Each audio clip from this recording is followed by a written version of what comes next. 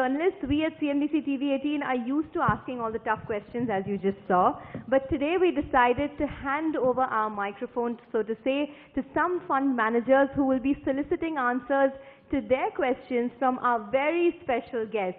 He's been an investment fund manager and a management consultant in the past, but now he wears a different hat. He joins us now via satellite link as he is busy in New Delhi with the winter session of the Parliament. Ladies and gentlemen, please welcome the Minister of State for Finance, Mr. Jayant Sinha.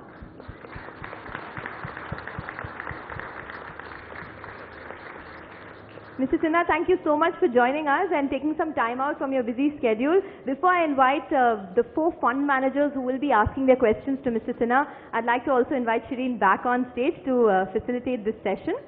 And I'd now like to invite up on stage 4 leading fund managers for this session. 2 of them are wizards of the Lal Street, the CIO Equity at Reliance Mutual Fund, Sunil Singhania. Once again, put your hands together for him.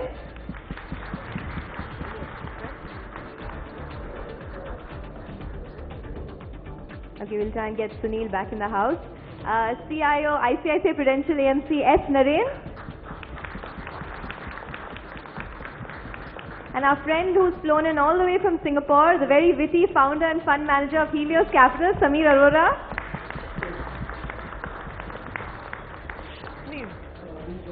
And the MD and CEO, Envision Capital, and the IT stock guru, Nilesh Shah. Please put your hands together for him. Okay, over to you, Shireen. Thank you very much, Sonia. Mr. Sinha, thank you very much for joining us from Delhi. I know that you were on roster duty in Rajya Sabha today, so appreciate you taking time out to be with us here. Today, I'm not going to be the one asking you questions. I've got 4 very eminent panelists here who are going to be doing the job. But let me start by asking you for your reaction as far as the GDP number is concerned. And this time, both as far as the GDP print is concerned and the GVA print is concerned, we're at 7.4. I wanted to ask you whether you still believe that an 8% plus growth target is still achievable.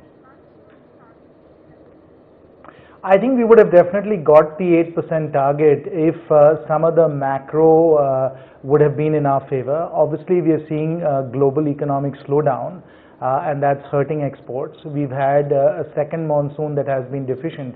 And if these 2 sectors had been a little bit stronger, I'm sure we would have surpassed the 8%. I think as we go into Q3 and Q4, we may well surpass the 8% because what you can see in the numbers right now is real momentum building in the economy.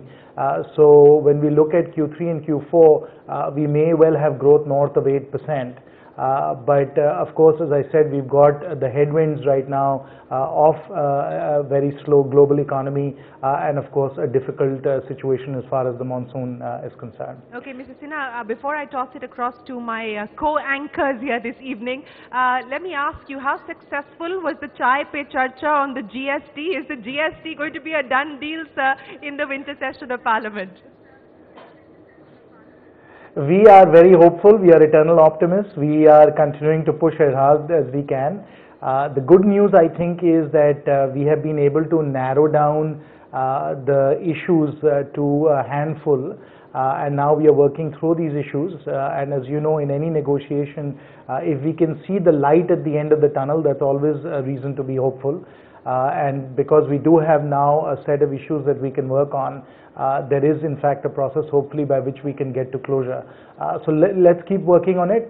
We are, as I've said many times in the media, willing to speak to anyone on this set of issues because we think it's going to be really, really beneficial for the economy. It's very much in our national interest. And you've seen that spirit of collaboration. You've seen that desire to be able to reach across the aisle and find common ground, both from the Honorable Finance Minister, but also, of course, from the Honorable Prime Minister.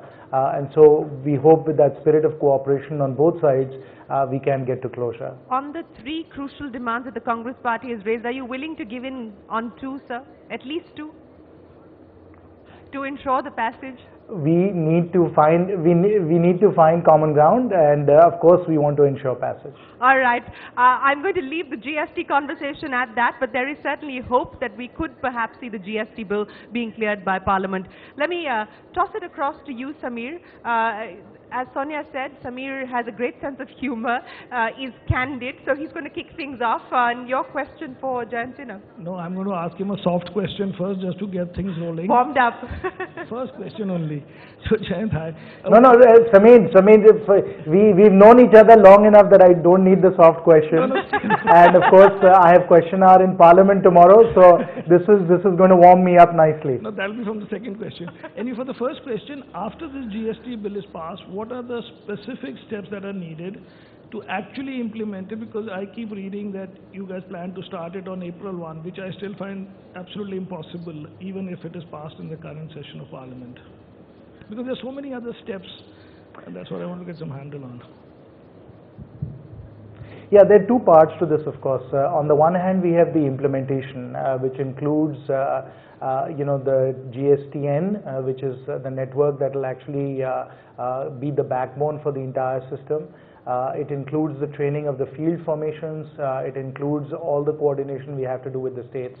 Now, as far as the implementation side is concerned, we are actually quite far down the track on it. We are quite well prepared, and if we had a deadline of April 1, 2016 to do the implementation, we could get it done. Now, on the other hand, we also have the legislative calendar. Once it's passed in the Rajya Sabha with a 2/3 majority, we have to get 50% of the states also to pass it.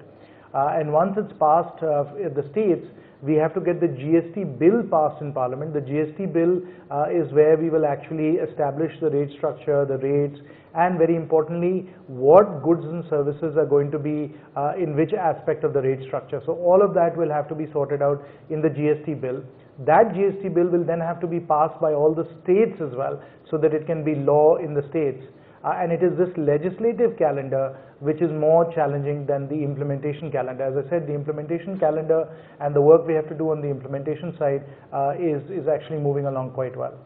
So therefore it means October 1 would be, can it be done halfway through the year, or does it necessarily have to be at the start of a financial year for ease of sort of for companies or whatever to implement it? And even how would you prepare your own budget without knowing when it is happening? No, you're exactly right. Those are in fact the challenges of starting it in the middle of the financial year. So we are obviously, taking into account all of these factors as we decide. On the whole, though, there is no reason why, if we think the benefits outweigh the costs, that we can't start it in the middle of the financial year. Are you going for the kill now? So that's part of what we have to work through right now. That's the next round. Okay, so that's the soft part there from Samir. Let me turn to my right now. Sunil Singhania, the microphone is yours. Your question to the Minister of State for Finance. Yeah, hello, sir. The first year of the new government, we saw a lot of, talk. And the last 3-4 months, in particular, we are seeing signs of actually, walking the talk.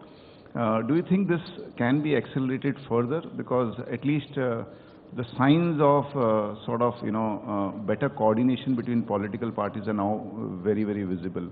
So GST is one, but do you think that in an environment where the global growth is slow, we have had a deficient monsoon, you can actually go ahead and push a few things which have been on the government's agenda but which have taken some time. So can we see some acceleration there? So are you politely saying that out of 18 months, 15 months was all talk? No, I think the first year, obviously, a lot of things needed to be in place in terms of the background work. Yeah. I think that has been done, and frankly, we did lose 3-4 months at least, the last 3-4 months, and we need to make up for that. Okay, right? Mr. Sinha. Yeah, I'll very politely and with all due respect reject that premise. I think we've been very active and busy for the entire 18 months. We've got a tremendous amount done. And whether it is stabilizing the macroeconomy, which we did in short order in less than 12 months, or whether it's the broad and deep structural reforms that we've effected, and whether you look at coal, whether you look at mining, you can look at the financial sector. What I will say, for example, in the financial sector, is that in a decade, not a single deposit-taking institution was licensed. And in the last 18 months, we've licensed 23 deposit-taking institutions. So I can go on and on, whether it's the Jan Dhan Yojana, whether it is what we've got from the coal auctions. It's what we've done, of course, now with the DISCOM revival. So I utterly reject the notion that, you know, we've really only got to work recently. We've been working very, very vigorously for the last 18 months, and the results are there to see. And in fact, today is a good day to see the results, because you see the momentum in the economy. You see manufacturing growing at over 9%. It's also today that we are inaugurating, you know, those two very large contracts that have been awarded for locomotive manufacturing. And this doesn't happen overnight. I'd like to remind you all. This requires considerable work behind the scenes. It requires a lot of negotiations. All that has gotten done. Whether, again, you look at highways, where we've gone from 2 or 3 kilometers a day to over 20 kilometers a day now. We've had to work through a number of roadblocks, literally, and challenges to be able to sharply accelerate road construction like we have right now. So we've been very busy. I think the results are in front of you. Well, just for the benefit of our audience, you may have missed the headline since you were here with us captive from 5 in the evening. What Mr. Sinha was talking about is the order from the Indian Railways to GE. So congratulations. I know it's been more than a decade coming, so congratulations to the government on getting it done. S. Naren, your question. Thank you for the opportunity. From the government side, I would like to know what is it you've been most unhappy about in the economy, and therefore your biggest priority for the next 1 year? I mean, leave aside GST and these kind of things. Yeah. No, that's a great question, Naren. Thank you for asking that. I wouldn't say that we are unhappy with anything. I mean, we expected much of what we found when we came into office, so we weren't surprised. I think the biggest challenge that we've found, frankly, is that the execution capacity in government has genuinely atrophied over the last decade or so. And so now that we've come in and we're pushing hard and we're trying to get a lot of things done, many of the mechanisms that are necessary to get things done quickly and effectively really have to be rebuilt. I'll give you a specific example, which is on the disinvestment side. As you know, during Atalji's government, of course, we had done strategic disinvestments. But the UPA government had not done that, and so we've had to come in and work through all the processes necessary to be able to do strategic disinvestment. So that in itself has taken us time to be able to build that up. And of course, what you expect in policy making, what you expect in any government is dynamic and continuous reforms, dynamic and continuous strengthening of the state and the state capacity. That had really languished in the last decade. And so not only are we coming in and having to work through a lot of complicated policy issues and policy decisions, at the same time, we are building state capacity as well. And for we've revamped the transfer posting system. We have introduced ways in which we can monitor project delivery much more quickly. We have ensured that corruption has come down, that governance quality has improved. All of that is to strengthen state capacity as well. Nilesh? Good evening, sir. Congratulations on completing the first 18 months and wishing you the very best for the next 42 months. My question is that India's rural economy has truly been a huge anchor for the overall Indian economy over all these years. It's been a huge differentiator. But obviously that part of the economy has been under stress, partly because of the monsoon situation. Any specific thoughts in terms of how do we get the rural economy back to its growth path? Of course, I think the biggest indicator of that is the agriculture growth rate, which still continues to be around 1 or 2% versus the overall economy growing between 6 to 8%. Of course, we keep hearing from the government a lot of big ideas on infrastructure, roads, rails, but we've yet to hear anything, any of the big ideas on the rural side or on the agriculture side. So what is the thought process in the government on this side? Because I think that's very, very important for India to kind of grow at a much faster pace along with other sectors of the economy. Yeah, Mr. Sinha? Thank you, Nilesh. You are now talking about the real finance minister in this economy, which is of course the monsoon. So we are very dependent on the monsoon, obviously, because 60 to 70% of India is linked to agriculture in terms of employment, income, and livelihood. and at the same time some 50 or 60% of our arable land is not irrigated, and therefore the monsoon rainfall and particularly the distribution of the monsoon rainfall makes a huge difference, particularly to the agricultural economy. Now, I would not agree with you when you say that you hear big ideas in one side of the economy and you don't hear any big ideas as far as agriculture is concerned, because our government is not about big ideas, it's about delivering results for people, and whether it is on the non-agriculture side or the agriculture side, we are delivering results, and that of course is what our focus is. I won't talk about what we're doing on all the other sectors of the economy. I've touched on that a little bit. Let's just talk agriculture. Now, in agriculture, we have outlined 4 or 5 very important things, of which implementation is already moving forward very, very quickly. Number one, and I think this is a real game changer for agriculture, we've said that we are going to launch a Pradhan Mantri Krishi Sinchai Yojana, which means that 50-60% of our arable land which is not irrigated is going to be irrigated. The moment you start to irrigate your fields, you are able to grow not 1 but 3 crops a year. When you grow 3 crops a year, you reduce food inflation, obviously food production goes up, you generate more income for your farmers, and of course that results in more rural prosperity and more consumption. So irrigation is a game changer, and we are absolutely determined to move forward, and we are moving forward on irrigation. Secondly, we are also working on the soil health card. Pilots for that have already started, and what we are doing with soil health card is to be able to explain to farmers through extension services and so on what kinds of crops grow best in their soil. So that's what the soil health card will do. Number 3, we are strengthening and providing a lot more credit for agriculture. A lot of agricultural credit so far has been focused only on crop loans.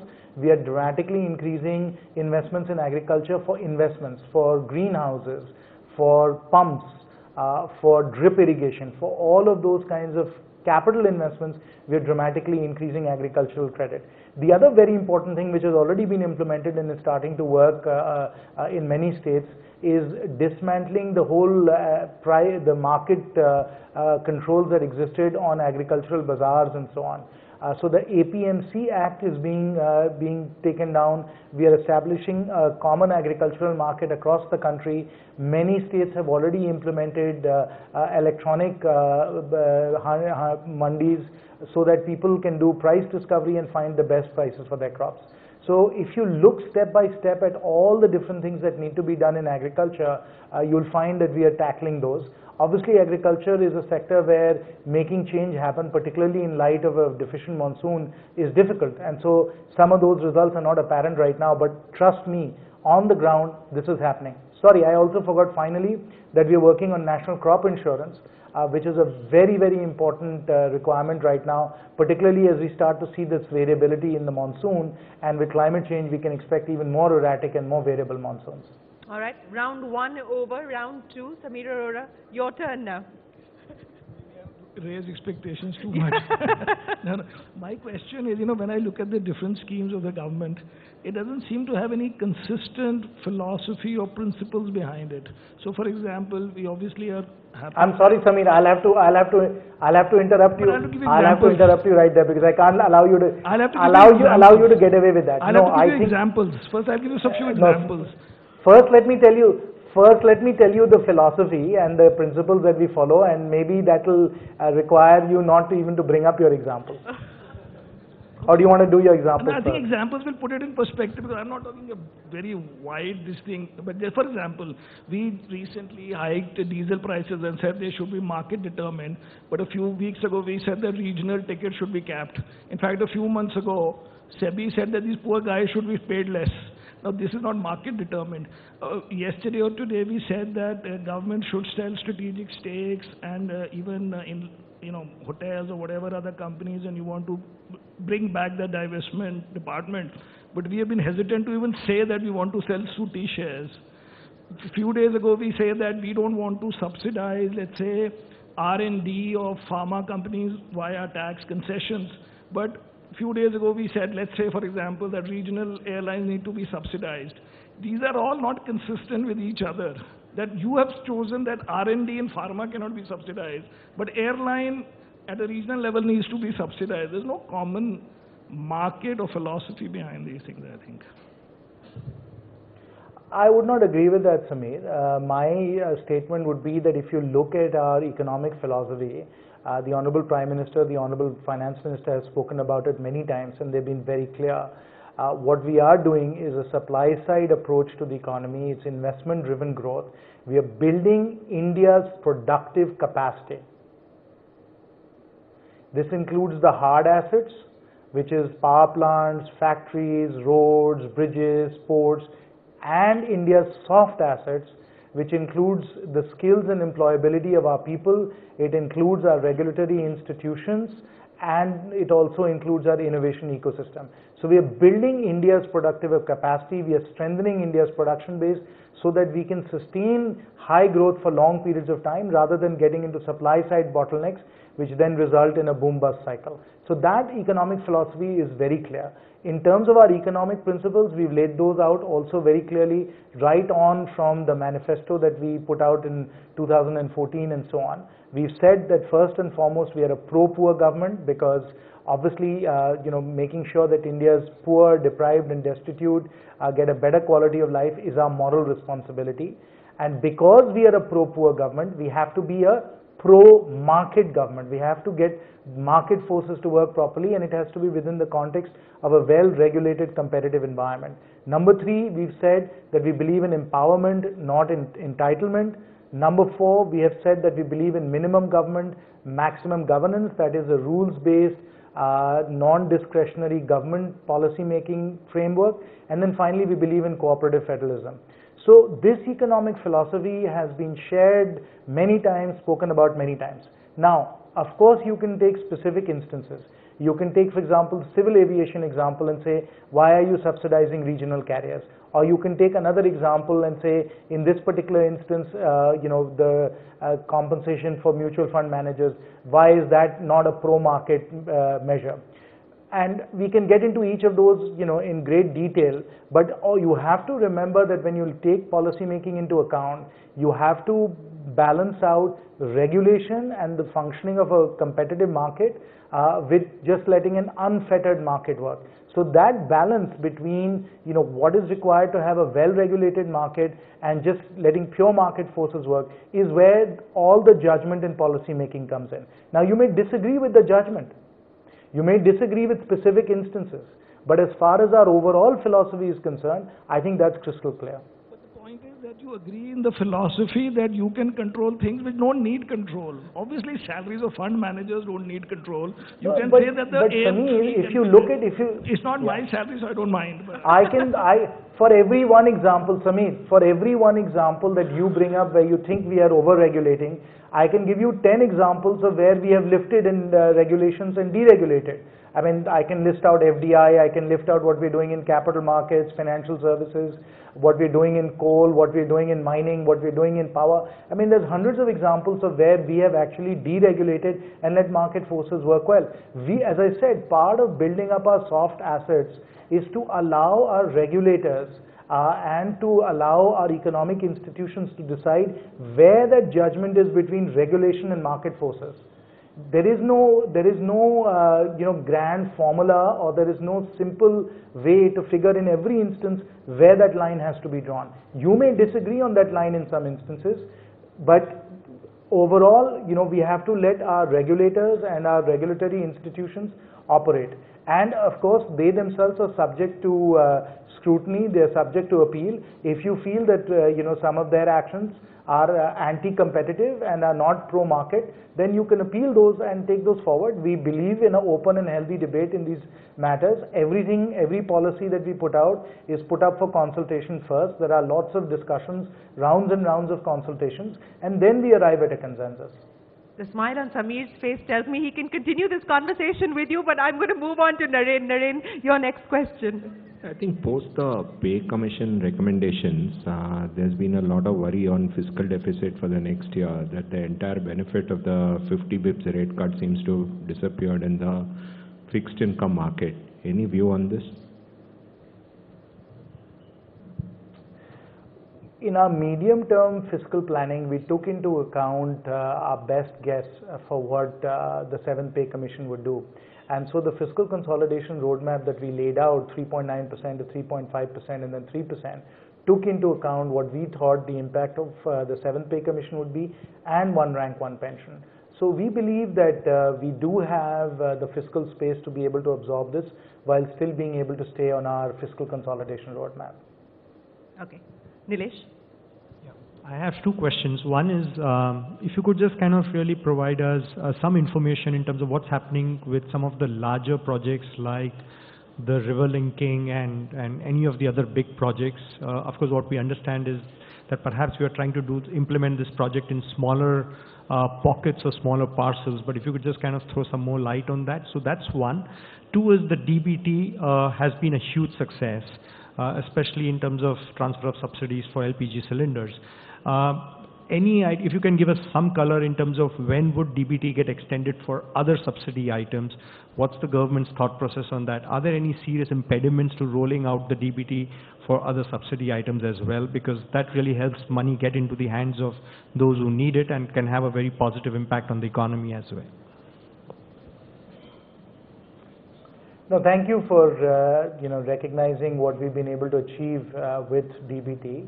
Our belief is that what we're doing with respect to universal social security is not just a game changer, it's historic. Because we now have the ability to be able to virtually get to every single family in India and provide them their government benefits directly into their bank account.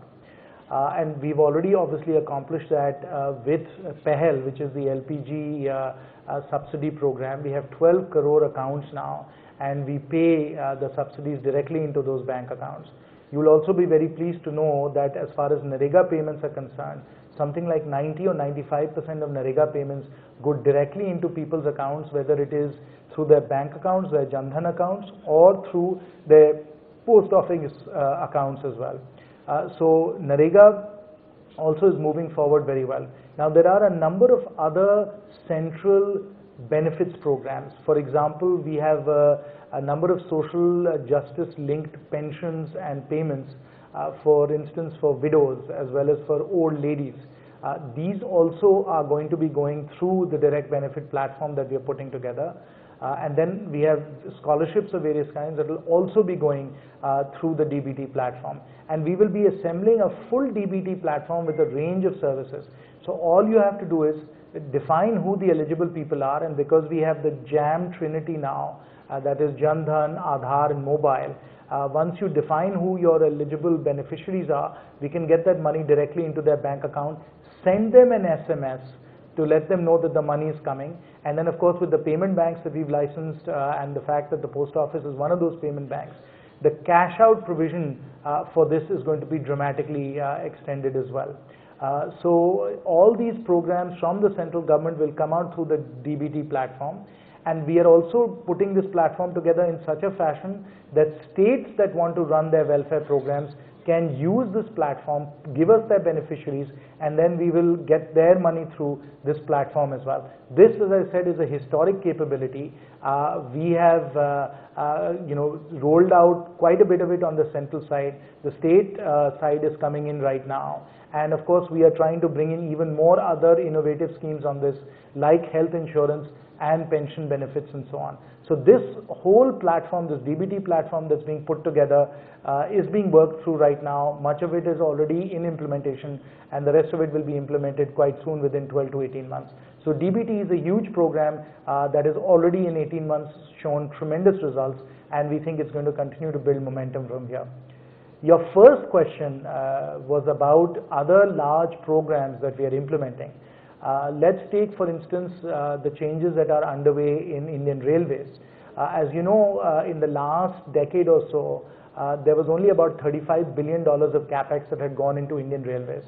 Our plan now is to put $135 billion into railways in the next 5 years. And of course, you're seeing that with the announcement of these locomotive factories. but I can assure you that whether it is the rail corridors, that Ahmedabad, Mumbai, or Bangalore, Chennai, whether it is the expansion of lines going into coal-bearing areas and so on, right across the railway system, we are building out the network, we're reducing freight congestion, and really strengthening the railways overall. That whole program is moving forward very quickly. Highways is moving forward very quickly. Smart cities has already been laid out now fully. Smart city money is now flowing through the system. The 101 largest cities are getting 50,000 crores. The next 500 cities are getting another 50,000 crores.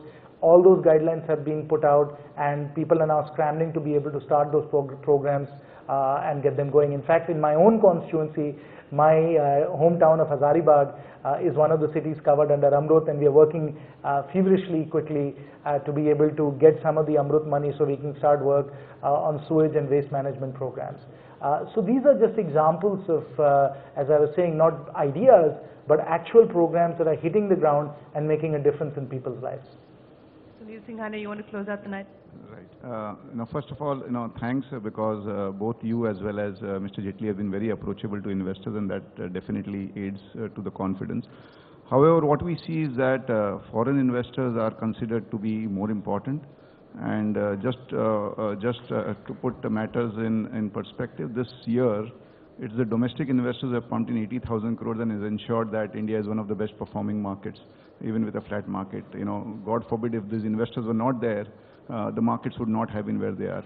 But what we basically, it's not a complaint, but just an observation that, all sorts of SOPs are given to foreign investors in terms of MAT, in terms of P-note issues being resolved. But a sustainable tax incentive or, some kind of a structure where long-term money from domestic investors, retail investors come into the market, I think that is somewhere where basically maybe, we need to do some more work.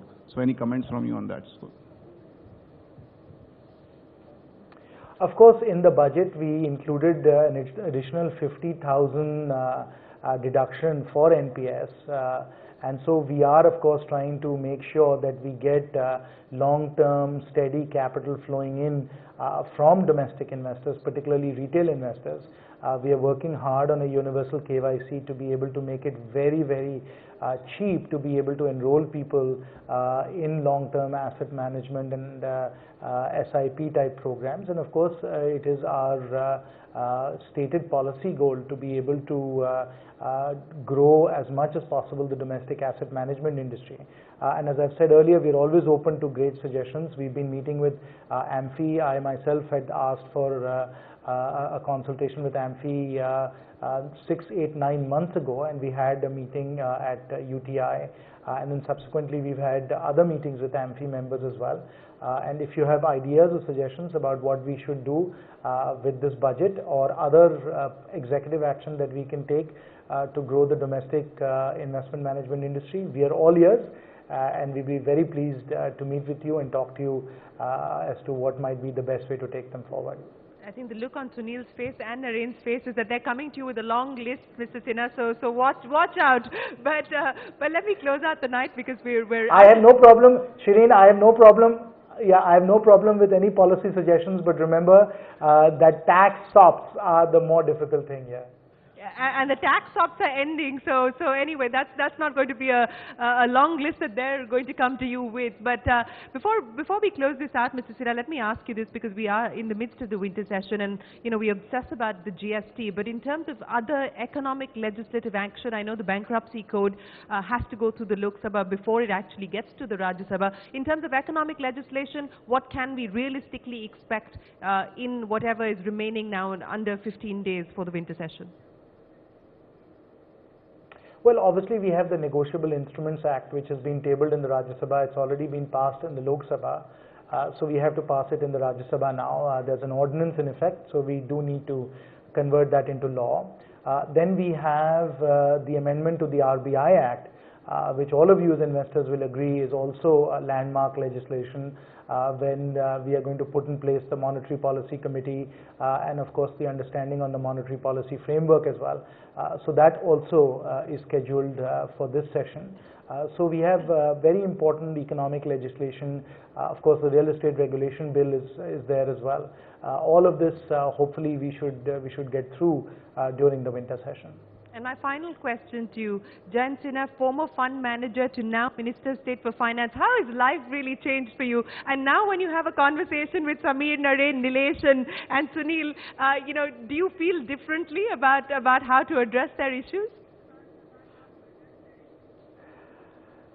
No, it just gives me an opportunity to be able to serve the nation and to serve all of you even better, because I do have some understanding of these issues, and I feel like I'm quite approachable to all of you, since most of you are old friends, and as people who've known me for many years will tell you that I listen well, and whatever makes sense and whatever is in the national interest is action that we take as quickly as we possibly can. And in fact, if you look at some of the things we've done, for example, the manner in which we've dealt with AIFs and InvITs and REITs, what we're doing as far as permanent establishment is concerned, the level playing field we want to create for all investment products, all those kinds of actions I think demonstrate that the domain expertise, the industry knowledge I have is now being put to good use to solve a number of issues that have been pending, and I for one have been dealing with permanent establishment for decades now, and we are getting those resolved. I think the industry should be very pleased with all that. Well, Jayant Sinha, appreciate you joining us here on the CNBC TV 18 special. Thank you very much for your time, and my many thanks to my co-anchors this evening for doing a fabulous job of asking the questions. Sunil, Nilesh, Samir and Naren, thank you very much indeed.